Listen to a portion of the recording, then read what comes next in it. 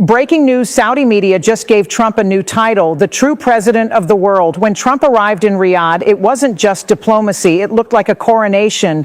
He was greeted with golden sabers, white Arabian stallions, and a royal motorcade fit for a king. It was imperial treatment. Saudi outlets called it a tribute to power, something no U.S. president in history has ever received. But a stable and peaceful Middle East will be a successful and prosperous Middle East, and that's what you've done. And that's what you're doing. And, you know, it's amazing because when I was here last, it was fine. It was doing good. And then I see the things that you're doing here and in your countries. It's just an incredible what you're doing. Is the whole world is talking about it. The whole world is watching us. Look at all the news over there, the fake news. Look at them. The whole world is talking about what you're doing. And you're the envy of the world. Together, we're in this room, and we're going to forge a Middle East that will be a thriving commercial, diplomatic, and cultural crossroads at the geographic center of the world. That's what it is. It's the center of the world. I look forward to working with you. So this morning we did see a photo from the White House of that pull-aside meeting between President Trump, Syria's new president, al-Shara, and then the Crown Prince Mohammed bin Salman there as well. Press were not allowed in. That is U.S. President Donald Trump shaking hands with a West Asian leader. Do you know who that man is? You guessed it. It's the very same Mohammed al-Julani. Only now he's no longer hiding in the shadows. He is the president of Syria. Clearly, a lot can change in 6 months. 6 months ago, Julani was a terrorist leader fighting against the Assad regime. That government, the Assad regime, collapsed last December. Bashar al-Assad fled the country. Al-Julani took over. And now he's meeting the U.S. president. He is the first Syrian leader to meet an American president in 25 years. On Air Force One, the U.S. president further praised the Syrian president. How did you find the Syrian president? Great. I think very good. Young, attractive guy, tough guy. You know, strong past. Very strong past fighter.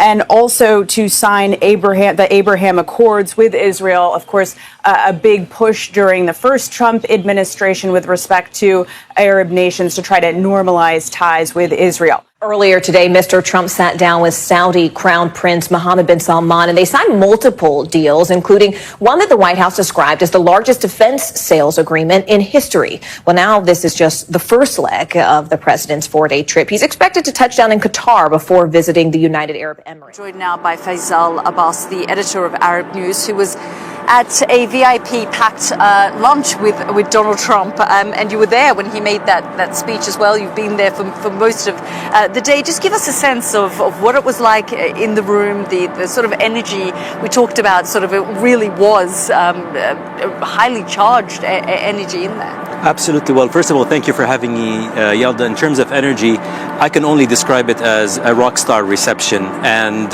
it has a lot to do with Donald Trump persona, but also the messages that he delivered in his speech. I think the Riyadh speech of Donald Trump is going to go down in history, at least in this part of the world, as a very favorable speech. He did pass on several very important messages.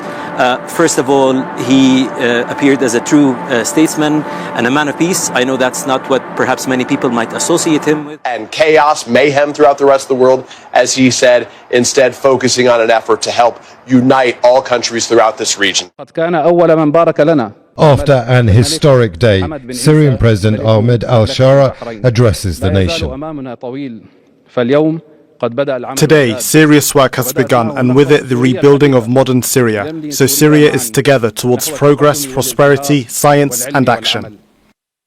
The day began with a 33-minute-long meeting that broke a 25-year-old stalemate in diplomatic relations between Syria and the US as the presidents of both countries sat down together.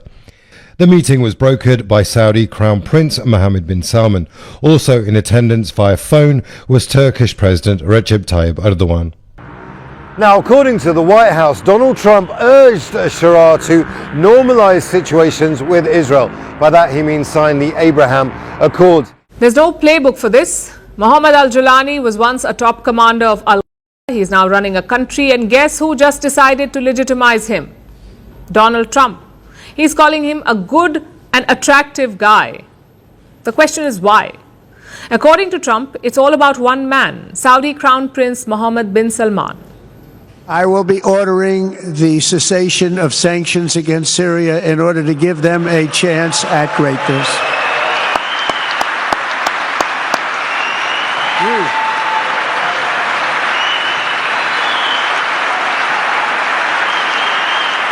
Oh, what I do for the Crown Prince. The sanctions were brutal and crippling and served as an important function, nevertheless, at the time. But now it's their time to shine. It's their time to shine. Do you think Syria will join the Abraham Accords? Yeah, but I think they have to get themselves straightened out. I told him, I hope you're going to join when it's straightened out. He said yes. But they have a lot of work to do. But even friendship has its limits. And for Saudi Arabia, that red line was the Abraham Accords. It is Trump's dream. He wants Saudi Arabia to normalize ties with Israel, but Crown Prince MBS is not so keen. And that's understandable. It's because of the Gaza war. Riyadh has made one thing very clear. It will not happen. Normalization will not happen until there is a clear path to Palestinian statehood. But Trump still persisted. It's been an amazing thing, the Abraham Accords, and it's my fervent hope, wish, and even my dream that Saudi Arabia, a place I have such respect for, especially over the last fairly short period of time, what you've been able to do, but will soon be joining the Abraham Accords. Even without normalization, it was a successful trip. From here, Trump has now flown to Qatar.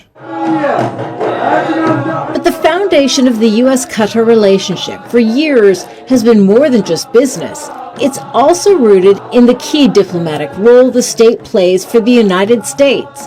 Back in Doha on Wednesday evening, at a state dinner hosted by the Emir, Trump appealed once again for help. And I hope you can help me with the Iran situation, because it's a perilous situation, and we want to do the right thing. We want to do something that's going to save maybe millions of lives, because things like that get started and they get out of control. Majesties, Excellencies, Highnesses, the future we aspire to through achieving the Sustainable Development Goals requires a stable and secure environment, and we are fully aware of the scale of the challenges facing our region, and we seek together with you, Mr. President, and in cooperation with our brothers in the GCC to de-escalate tension in the region, in the war in Gaza, and find a lasting and comprehensive solution to the Palestinian issue in accordance with the Arab Peace Initiative and relevant international resolutions, ensuring security and peace to the peoples of the region. We also affirm our support to all efforts aimed at ending crises and halting conflicts. From this perspective, the Kingdom will continue to encourage dialogue among the Yemeni parties to reach a comprehensive political solution in Yemen. We'll also continue our efforts to resolve the crisis in Sudan through the Jeddah platform, under the Saudi-American sponsorship. We affirm the importance of respecting the sovereignty and territorial integrity of the Syrian Arab Republic, and stress the importance of supporting the efforts made by the Syrian government. In this context, we commend the decision made yesterday by President Trump to lift the sanctions on the brotherly Syrian Arab Republic, which will alleviate the suffering of the Syrian people. Today's summit confirms our commitment to continued cooperation and coordination on regional and international issues based on our believe in the importance of establishing foundations of security and stability in the region and the world. In conclusion, we look forward to this summit contributing to achieving our shared goals to ensure growth, prosperity of our peoples and countries. Thank you. Thank you.